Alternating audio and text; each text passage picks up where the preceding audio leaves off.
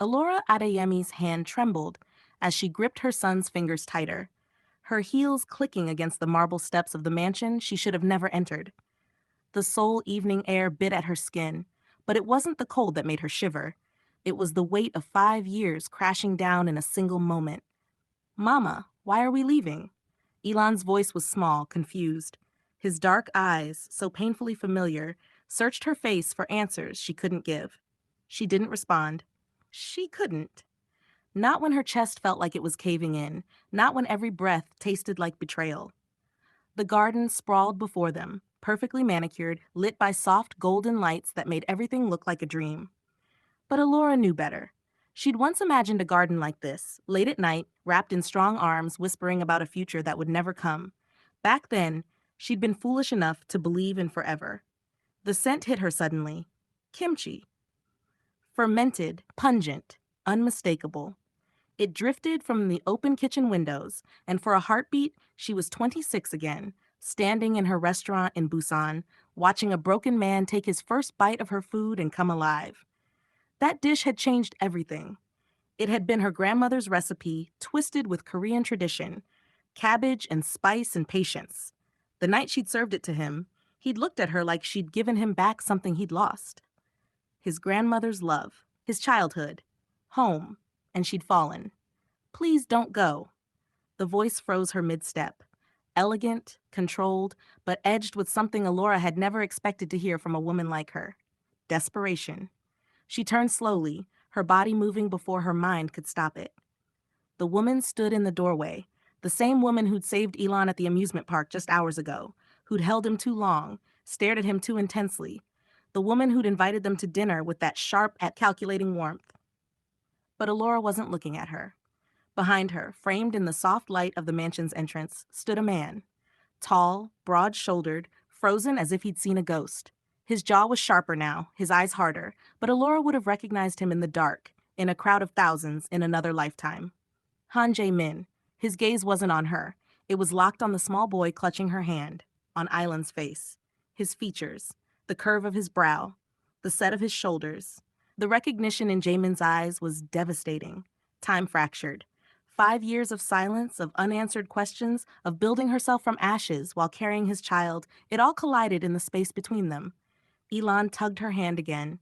Mama? But Elora couldn't move, couldn't breathe, because the man who'd left her pregnant and alone was staring at their son like his world had just shattered. And the woman who'd begged her to stay, the one watching them both with dawning horror, was the same woman who'd destroyed her life without ever knowing her name. If you're watching from anywhere in the world, drop your location in the comments and smash that like button, because what happens next will leave you speechless. This isn't just a reunion. This is a reckoning. 5 years earlier. Busan, South Korea. Elora moved through the kitchen like water, fluid, instinctive, powerful. Her hands worked without thinking, slicing scallions with precision, while her other hand stirred a pot of bubbling stew. The restaurant was small, tucked between a bookshop and a pharmacy, but it had soul, and Elora had given it hers. Chef, Table 7 wants to know what's in the jollof, her sous chef called out in broken English mixed with Korean. Elora smiled, wiping her hands on her apron. Tell them it's love and suffering, she said in perfect Korean, her accent thick, but her meaning clear. And my grandmother's anger when I tried to leave Nigeria without learning her secrets. The kitchen staff laughed. They always did. Elora had that effect. She made people feel warm, even when she was wielding a knife and commanding a kitchen with the authority of a general. But beneath the laughter, beneath the confidence and the praise from food critics who called her a revelation and a bridge between continents, Elora carried a loneliness she never spoke about. Korea was beautiful, but it wasn't home. The language came easier now, the customs less foreign, but she was still the African woman in a sea of faces that would never fully accept her. Still, she stayed. Because cooking was more than a job. It was how she spoke when words failed. Every dish was a story. Every spice was a memory. And in this kitchen, she was seen. Not as foreign, not as other, but as brilliant. That night, she didn't know her life was about to change. She didn't know that a man with shadows in his eyes and blood on his hands would walk through her door and taste her food and fall so completely that he'd forget who he was supposed to be. All she knew was that the rain was falling, the kitchen was warm, and she was exactly where she belonged. Present day. Seoul. Mama, you're doing it again. Elora blinked, pulled from her thoughts by Elon's voice. He sat across from her in the back of the car she'd hired for the day, his small face serious in that unnerving way children had when they saw too much. Doing what, my love? She asked, forcing her voice to steady. Disappearing. He tilted his head, studying her with eyes that missed nothing. You get quiet and your face goes away. She reached over and cupped his cheek, her heart squeezing. He was only 5, but he'd inherited her intuition and, God help her, his father's intensity. The combination made him far too perceptive for his age. I'm here, she said softly. I'm always here. Elon nodded, but she could see he didn't quite believe her. How could he? He'd grown up with a mother who worked 18-hour days, who built an empire from nothing, who never spoke about his father except to say, he's not part of our story. But Elon was smart. He'd started asking questions. Where is he? Why did he leave? Does he know about me? And Elora had no good answers. Only anger. Only the memory of waiting by her phone for weeks, watching her body change, her world collapse, while the man she loved vanished like smoke. She'd returned to Nigeria broken, pregnant, alone. But Elora Adeyemi didn't stay broken. She'd clawed her way back, started with street food, then catering, then a small restaurant, then another. She'd learned business from men who underestimated her and took everything they tried to withhold. She'd invested in logistics, in exports, in real estate. Her name became synonymous with quality, with strength, with a woman who could not be bent. 5 years later, she'd returned to Korea, not as a chef, but as a force. Her company had partnerships across 3 continents. Her wealth was quiet but undeniable. Her reputation preceded her into every room. She was no longer the girl who waited. She was the woman who built empires while the world slept. But sitting in that car, watching her son's face, Elora felt the old wound tear open. Because no matter how successful she became, no matter how many businesses she built, she'd never been able to answer the one question that mattered. Why did he leave us? And now, standing outside that mansion, seeing his face again, she realized the question had changed. Now it was, why did he come back? 5 years earlier. The night everything began, the rain came down in sheets, turning the streets of Busan into rivers of neon light. Elora was finishing her shift, her body exhausted but her mind still sharp, when the door chimed. She looked up, irritated. They'd stopped seating guests 20 minutes ago. The man in the doorway was soaked through, his black coat clinging to his frame. Water dripped from his hair onto the floor, but it wasn't the rain that made her pause. It was his face. Hollow, haunted, like someone who'd forgotten how to be human. We're closed, she said in Korean, gentler than she'd intended. Please. His voice was rough, unused. Just one meal, anything. Something in his eyes stopped her from refusing. She'd seen desperation before, but this was different. This was a man standing on the edge of something dark. Sit, she said finally, pointing to the corner table. She didn't ask what he wanted. She went into the kitchen and made what felt right, her grandmother's kimchi recipe, the one she'd spent 3 years perfecting with her Korean mentor. She added Nigerian pepper, palm oil reduced to almost nothing, fermented cabbage aged exactly 43 days. It was fusion in the truest sense, 2 worlds meeting in a single bite. When she placed it before him, he stared at it for a long moment. Then he picked up his chopsticks and ate. His hand froze halfway to his mouth. Elora watched his face crack open, watched something she couldn't name break through the hardness. His eyes closed, his breath caught. My grandmother, he whispered in Korean, used to make something like this. Used to? Elora asked softly, sitting down across from him without permission. She raised me. She died 2 years ago. His voice was barely audible. I haven't tasted home since. That night, they talked until dawn. He never gave his full name, just Jae-min. Never explained the phone that kept buzzing, the way he constantly checked the door, the car with tinted windows that waited outside. Elora didn't ask.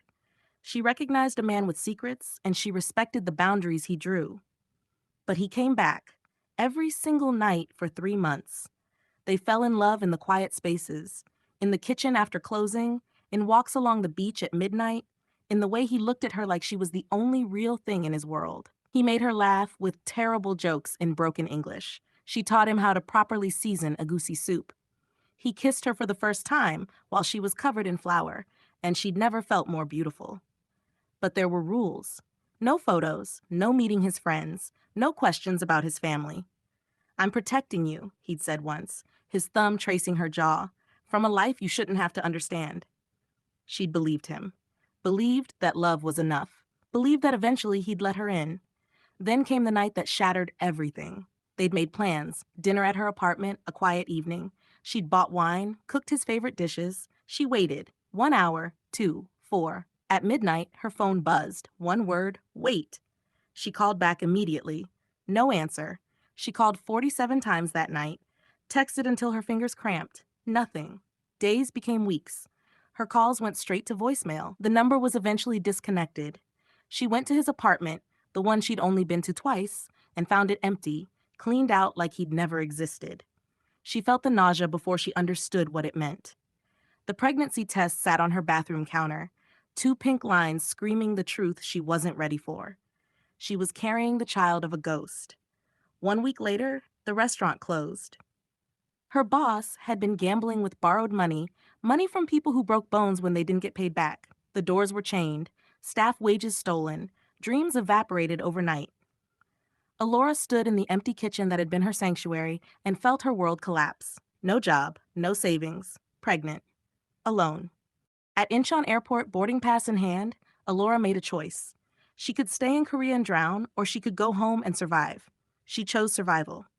But as the plane lifted off, as Seoul disappeared beneath the clouds, Elora made herself a promise. She would never wait for anyone again.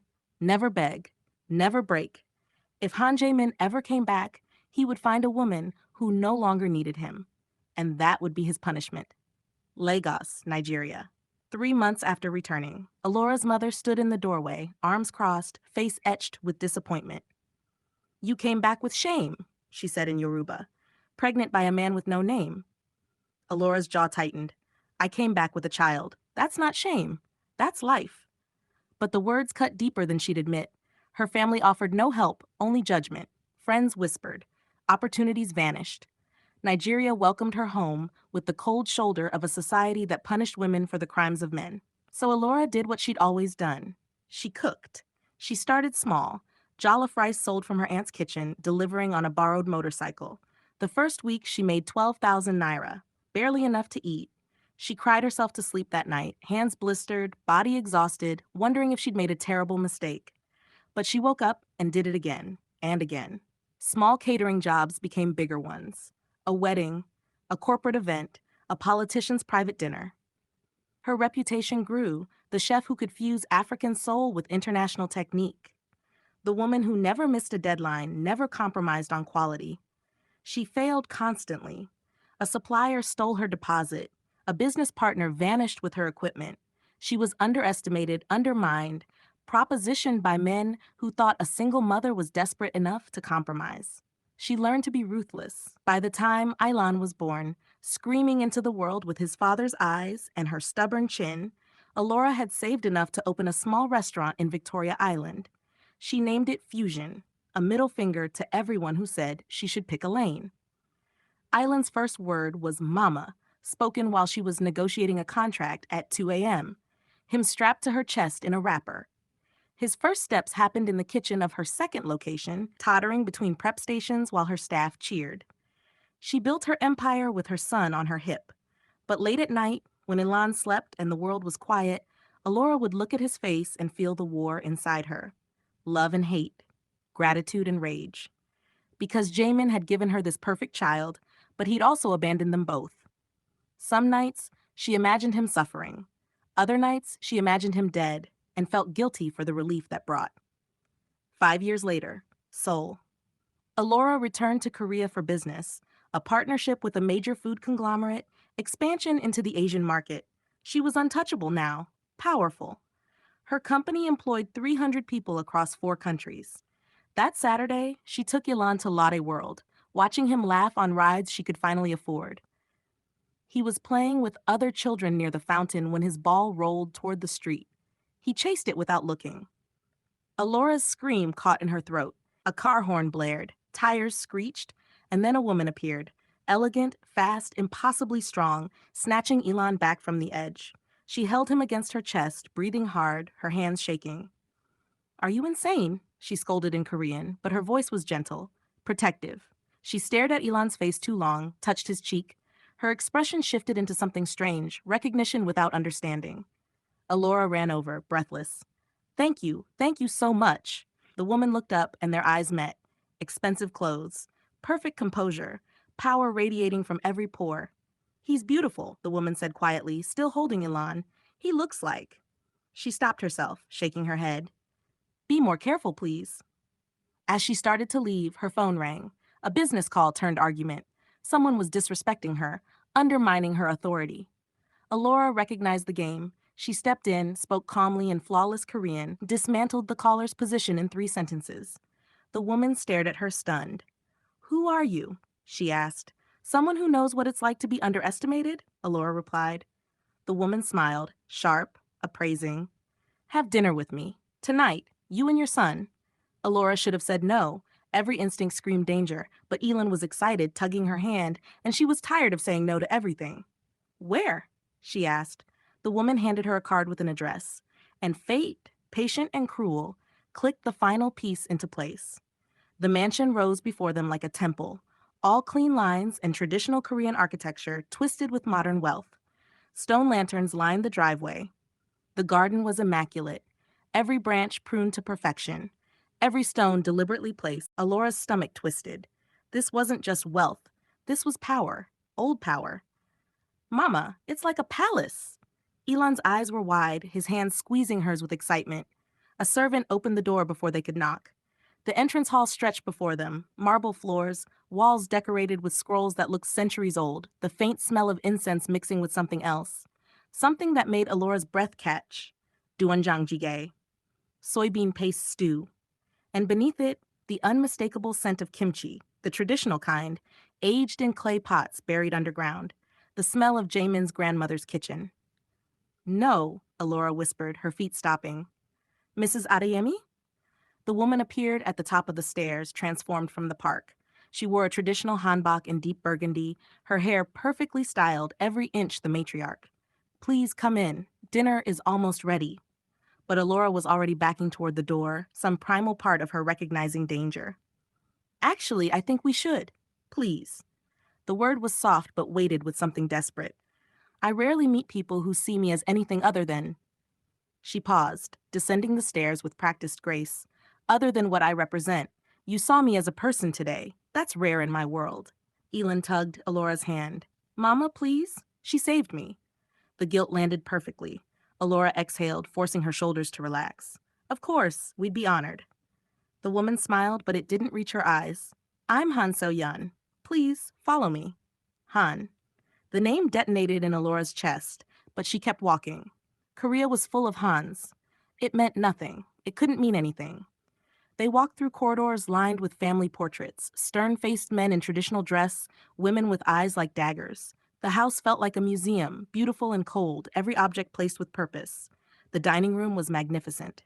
A low table set in traditional style, cushions arranged around it, dishes already prepared and waiting. The food was elaborate. Galbi, japchae, an array of banchan side dishes, each one a work of art. And standing by the window, his back to them, was a man in a dark suit. "My son will be joining us," So-yeon said, her voice carrying a strange note. "He's been abroad for years, just returned last month." The man turned. Time fractured. 5 years collapsed into a single, devastating moment. Han Jae-min stood before her, older now, his face harder, scarred along his left temple, his eyes carrying a weight that hadn't been there before. But it was him. Unmistakably, impossibly him. Their eyes locked. Elora watched recognition hit him like a bullet, watched his face go from polite curiosity to complete shock. His lips parted. The glass he was holding slipped from his fingers, shattering against the floor. "Elora," he breathed, her name a ghost on his lips. The room tilted. Elora's vision tunneled. 5 years of questions, of rage, of rebuilding herself from ashes. It all crystallized into this single moment. The man who'd left her pregnant and alone. The man she'd mourned and hated and never stopped loving. Standing in his mother's house. His mother. Elora's gaze snapped to Soyeon, who was staring between them with dawning confusion. You two know each other? Mama? Ilan's voice cut through the tension, small and uncertain. He pressed against her leg, sensing the shift in the air. Mama, who is that man? Jamin's eyes dropped to the child for the first time. Elora watched it happen in slow motion, watched his face drain of all color as he took in Ilan's features. The shape of his eyes, the set of his jaw, the way he stood with one hand clutching his mother's dress, the other balled into a small fist. The math was simple, devastating, undeniable. How old is he? Jamin's voice cracked, barely audible. Elora said nothing. Her hand found Elan's head, pulling him closer, protective and possessive. How old? Jamin repeated, louder now, desperate. 5, Elora said, her voice ice. He turned 5 3 months ago. Soyeon's sharp intake of breath confirmed she'd done the math too. She looked at her son, at Elan, back to Elora. Her composure, that perfect controlled elegance, shattered. Oh God, she whispered. Oh God, what did I do? Jamin took a step forward, his hand reaching out. Elora, please. Don't. The word came out like a blade. Elora scooped Ilan into her arms, the boy's legs wrapping around her waist automatically. Don't you dare say my name. I can explain. Explain? Her laugh was broken glass. You disappeared. You left me with nothing, no goodbye, no explanation, just gone. Tears streamed down Jamin's face now, unashamed. I didn't want to. I tried. Not hard enough. Elora turned toward the door, her whole body shaking. We're leaving. That's my son, Jamin said, his voice breaking on the word. That's my son. Elora stopped, turned back slowly. When she spoke, her voice was quiet, precise, and absolutely lethal. No, he's mine. I carried him. I birthed him. I raised him. I built a life for him while you were wherever the hell you were. You have no son. You have a choice you made 5 years ago.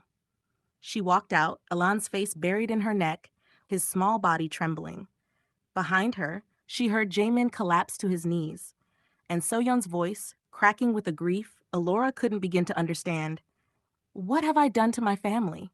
Elora made it to the garden before her legs gave out. She set Elan down, her hands shaking so violently she could barely breathe. The night air was cold, but her skin burned with rage and something worse, the treacherous flutter of a heart that had never fully healed.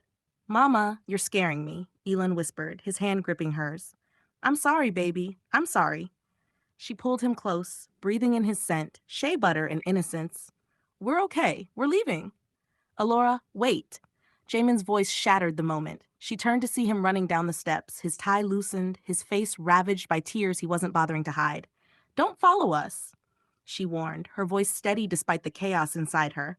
Please, just listen. Listen? The word exploded from her. I listened for 3 months. I listened to silence. I listened to dial tones and empty voicemails and my own heart breaking. Elan pressed closer, frightened now. Elora forced herself to breathe, to lower her voice. Jamin stopped a few feet away, his hands raised in surrender. There was a war. Inside my family. People were dying. My cousins, my uncles. Rivals were targeting anyone close to me. His voice cracked. My mother found out about you. She said if I didn't disappear, they'd kill you to get to me. So you just left? Elora's laugh was bitter. No warning? No explanation? She took my phone, monitored everything, sent me to Japan under guard. He ran his hands through his hair, desperate. I tried to reach you. I sent letters. She burned them. I tried to call from borrowed phones. She had people watching you. Every attempt put you in more danger. Lies, Elora hissed, but doubt crept in. She'd seen the power in this house, the control. I came back a month ago. First thing I did was go to the restaurant. It was gone. I searched for you everywhere. You'd vanished. I thought, his voice broke completely. I thought you'd moved on, maybe met someone else. I had no idea. That I was pregnant? That I told you? Elora's voice rose again. I sent you a message, Jamin. I told you I was carrying your child. His face crumpled. I never got it. I swear on everything I have, I never got it. The door opened behind him.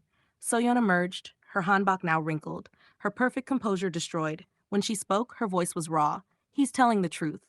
She descended the steps slowly, a queen approaching her execution. I had his phone destroyed. I intercepted everything. I thought. She looked at Ilan, her eyes filling with tears.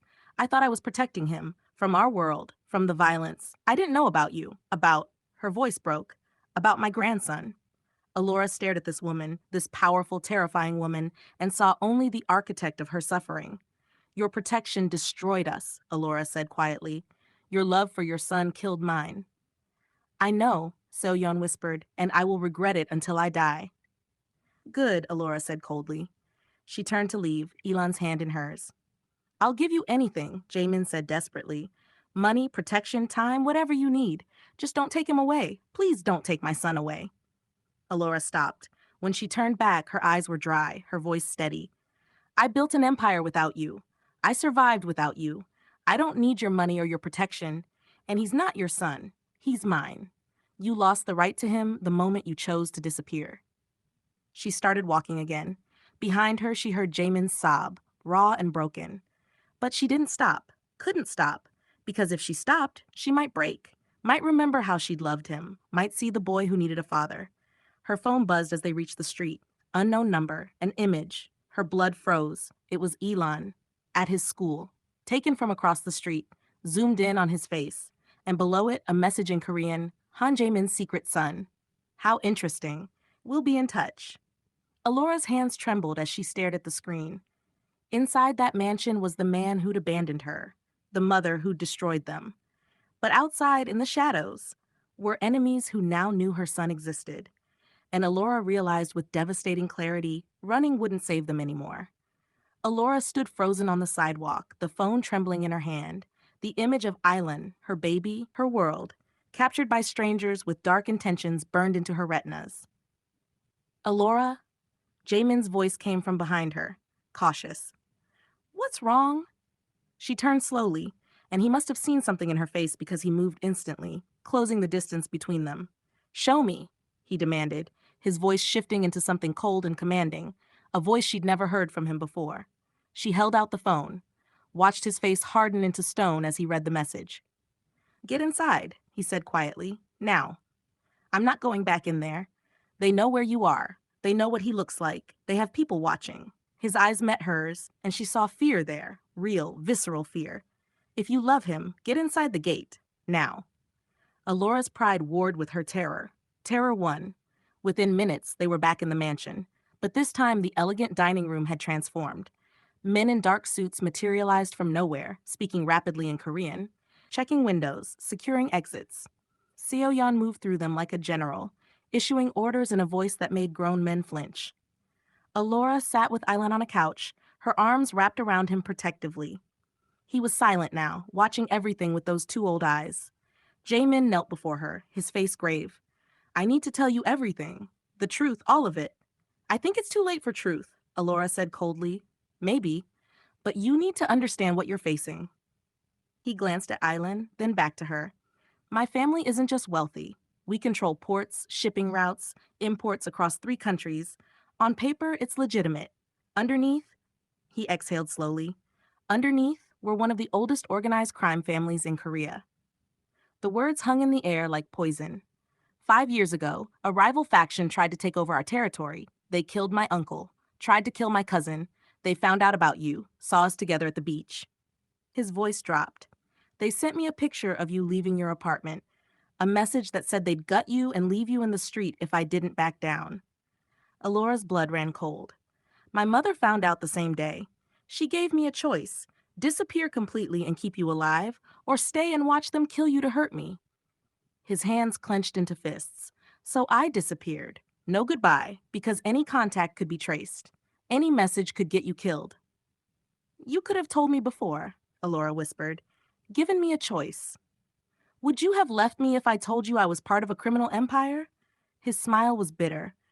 Would you have believed the danger was real? Or would you have stayed, thinking love was enough? She had no answer. Because he was right, she would have stayed. So-yeon entered the room, her earlier composure fractured but not broken. She looked at Elora with something like respect mixed with regret. I made a decision to protect my son, she said quietly, sitting across from them. I didn't know about you, not really, not who you were, what you meant to him. I saw a liability, a weakness that could be exploited. I was wrong. Her gaze shifted to Elan, softening impossibly. I saved my grandson today without knowing he was mine. Fate is cruel in its ironies. Fate didn't do this, Elora said sharply. You did. Yes. So-yeon didn't flinch from the accusation. And I will spend the rest of my life trying to repair what I broke. I'm offering you everything, my protection, my resources, my network. You and Eilon will be untouchable. I don't want your money, Elora said. Then what do you want? Truth, safety, respect. Elora's voice hardened and distance. I'll accept your protection because I'm not stupid enough to think I can fight this alone. But don't confuse protection with possession. He's still my son. This is still my decision. A small voice interrupted the tension. Mama? Everyone turned. Ilan was staring at Jaemin with an intensity that made the room hold its breath. Is he my father? The question was simple, devastating. Elora's heart shattered. She'd known this moment would come eventually, but not like this. Not surrounded by danger and strangers with guns. Jaemin's eyes filled with tears. Slowly, he moved from his crouch to his knees, bringing himself to Ilan's eye level. Yes, he said, his voice breaking on the word. I'm your father. Ilan studied him for a long moment. Then, in a voice too calm for a 5-year-old, why did you leave us? The question hung in the air like an executioner's blade. Jaemin's face crumpled. I thought I was keeping you safe. I thought if I stayed away, the bad people couldn't hurt you or your mother. Tears streamed down his face. I was wrong. I should have found another way. I should have fought harder. I'm sorry. I'm so, so sorry. Do you love Mama? Ilan asked, more than anything in this world. Do you love me? I didn't know you existed until an hour ago. Jaemin's voice shook. But yes, the moment I saw you, I knew I'd die before I let anyone hurt you. Ilan nodded slowly, processing. Then he looked at Elora. Mama, I'm scared. I know, baby. She pulled him close, her own tears finally falling. But we're going to be okay. She looked at Jaemin over their son's head. You want to protect us? Fine. But you don't get to just walk back into our lives. You want to be his father? You earn it. You prove you've changed. You prove this isn't about guilt or obligation. I will, Jaemin said immediately. However long it takes, whatever you need, I'll earn it. For the first time since seeing him again, Elora let herself believe he might mean it. Outside in the darkness, enemies circled. But inside, something fragile and dangerous began to take root. Hope, the business summit, was Elora's idea. A bold move to announce her expansion into the Korean market. 200 guests, investors from 4 continents, media coverage. She refused to hide. You're making yourself a target, Jaemin had argued the night before. I've been a target my whole life, Elora replied calmly. The only difference is now I know it. The venue was spectacular. A rooftop garden overlooking Seoul, glass walls reflecting the city lights. Elora moved through the crowd in a dress that cost more than her first restaurant, shaking hands, closing deals, every inch the queen she'd become. Alon stayed close, dressed in a small suit, charming everyone with his perfect English and Korean. Jaemin and his mother's security surrounded them invisibly, professional and alert. Everything was perfect. Until it wasn't. The lights cut out. Screams erupted as the emergency exits locked automatically. Elora's hand found Elon instantly, pulling him behind her. In the darkness, she heard footsteps. Too many, too coordinated. When the lights flickered back on, 6 men stood blocking the exits. The leader stepped forward, gun visible beneath his jacket. Mrs. Adeyemi, he said in accented English, you've caused us significant problems. We think it's time we had a conversation about your connections. Elora's mind raced. She recognized the play. Kidnap her or Elon, use them as leverage against Jaemin's family. Classic organized crime tactics. You really should have done better research, she said calmly, her hands squeezing Ilan's in a pattern they'd practiced, their emergency signal. The man laughed. We know everything. Single mother, built from nothing, no protection except I'm not just a chef, Elora interrupted. I'm a businesswoman. And I know exactly who you are, Mr. Park. Or should I say, former Mr. Park? Since your organization is currently under investigation for tax fraud, money laundering, and illegal weapons trafficking across 3 countries. His smile faltered. You see, I knew someone would come for me eventually. So I did what I do best. I prepared. She pulled out her phone, screen glowing. 1 click sends comprehensive financial records of your entire operation to Interpol, the Korean National Police, and about 24 journalists. Your shell corporations? Traced. Your offshore accounts? Frozen as of 20 minutes ago. Your political protection? Gone. I bought them out this morning. The room had gone completely silent. You wanted to threaten my family? Elora's voice dropped to ice. I dismantled your empire while you were planning your entrance. The door behind the men exploded inward. Jamin entered with a dozen men, but he stopped immediately, seeing Elora had the situation handled. Park's gun rose, desperation making him stupid. But before he could aim, Elon moved. The boy grabbed a champagne bottle from the nearby table and swung it into Park's knee with surprising force, exactly as the self-defense instructor Elora had hired taught him. Park stumbled. Security swarmed. Within seconds, Park and his men were on the ground, subdued. Elora stood in the center of it all, Elon pressed against her side, both of them breathing hard but unbroken. Jamin stared at her with something like awe. You handled that before we even got here. I told you, Elora said quietly. I protect what's mine. So-yeon emerged from the crowd, her face transformed with pride. She approached slowly, then bowed, a deep, formal bow that shocked everyone present. I was wrong about you, she said loudly, ensuring everyone heard. You are not someone who needs protection. You are someone worth standing beside. She straightened, looking at the crowd. This is Adeyemi Elora, mother of my grandson, partner to my son, and as of tonight, family. Anyone who disrespects her disrespects the Han family. The declaration rippled through the room, a public claim, a shield, an acknowledgement. Jamin moved to Elora's side, but didn't touch her, respecting the boundary she'd drawn. I spent 5 years thinking I was protecting you by staying away, he said quietly. Tonight you proved you never needed me to protect you. You needed me to stand with you. I'm sorry it took me so long to understand the difference. Elora looked at him, really looked at him, and saw not the boy who'd left her, but a man who'd finally learned what strength actually meant. You want to be part of our lives, she asked. More than anything, then prove it, not with grand gestures, not with money or power. She glanced down at Elon, who was watching them both with careful hope. Prove it by showing up, every day, even when it's boring, even when it's hard. I will, Jamin promised, every single day. And for the first time in 5 years, Elora believed him. 6 months later, the new restaurant stood in the heart of Gangnam, glass and steel wrapped around traditional Korean architecture, a perfect marriage of worlds. Above the entrance, gold letters spelled out Elora's legacy in English and Korean. Inside, the opening night crowd buzzed with energy. Critics, investors, celebrities, and most importantly, families. Elora had insisted on making it accessible, not just exclusive. The menu featured her grandmother's jollof rice alongside kimchi jjigae, suya spiced short ribs next to bibimbap with palm oil dressing. Fusion. Not as a trend, but as a truth. Elora moved through the kitchen in her element, directing her team with the confidence of someone who'd earned every inch of respect. Her executive chef was Korean, her sous chef Nigerian, her pastry chef French-Senegalese. The kitchen spoke 5 languages but cooked in one, love. Table 12 wants to meet the owner, her manager called out. Elora wiped her hands, stepped out into the dining room, and stopped. Jamin sat at a corner table with Elan, both of them laughing over a shared plate of spicy chicken. They'd been coming every Tuesday for family dinner, just the 3 of them. Jamin had shown up every single week, even when Elora was cold, even when Ilan was distant. He'd proven himself through consistency, not grand gestures. He'd learned to braid Ilan's hair, attended school meetings, taught him taekwondo.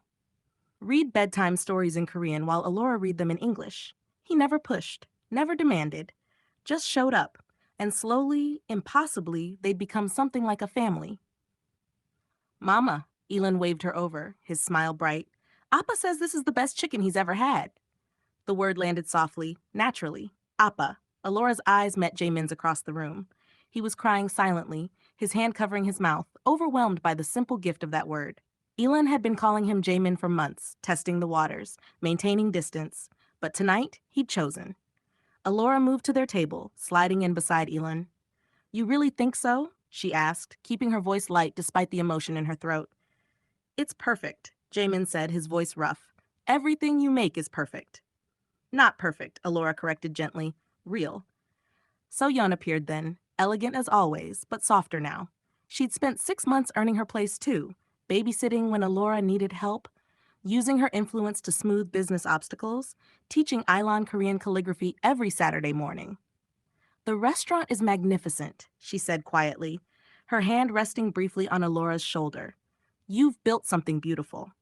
"We built something beautiful," Elora corrected, surprising herself with the generosity. "All of us." Later, after the last guest left and the staff went home, the four of them remained in the kitchen. Elon stood on a stool beside Jae-min, carefully chopping vegetables under his father's watchful eye. So-yeon prepared rice the traditional way, her movements meditative, and Elora seasoned the stew, adding spices from 3 continents. "Mama," Elon said suddenly, "tell me the story again, about how you and Appa met." Elora glanced at Jae-min, saw the hope and fear in his eyes. They told Elon an edited version, the restaurant, the rain, the food, but not the pain. Not yet. That would come when he was older. "Your father walked into my restaurant on a rainy night," she began, stirring the pot, "and I made him something that reminded him of home. And he fell in love," Elon finished confidently. "Yes," Jamin said softly, his eyes on Elora. "He did." Elora smiled, not the broken smile of someone piecing herself back together, but the whole smile of someone who'd already done the work. Who'd built an empire not because a man left, but because she refused to stay broken. "I didn't need him to rise," she said, speaking to Elon but meaning it for all of them. "I rose on my own, but I choose him now, on my terms, in my time." Jamin's hand found hers across the counter. She let him hold it. Outside, Seoul glittered like a promise. Inside, a family, fractured, rebuilt, and stronger for the breaking, shared a meal they'd cooked together. Some empires are built from ashes, Elora thought, watching her son laugh while his father taught him to fold dumplings and his grandmother told stories of ancestors long gone. But the strongest empires are built from choice. And this, messy, complicated, hard one, this was hers.